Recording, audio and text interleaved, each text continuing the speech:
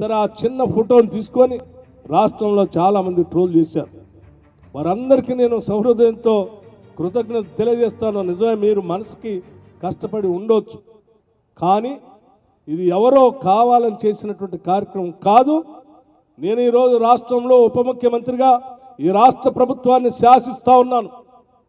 ఆర్థిక శాఖని, అట్లాగే విద్యుత్ శాఖని, ప్రణాళిక శాఖని కూడా నేనే నిర్వహిస్తూ ఈ రాష్ట్రంలో తీసుకునే అనేక రకాలైనటువంటి ప్రణాళికలు కానీ విధానపరమైన నిర్ణయాల్లో కూడా ప్రముఖ పాత్ర పోషిస్తూ ఈ రాష్ట్ర ప్రభుత్వాన్ని శాసిస్తూ ఉన్నాను.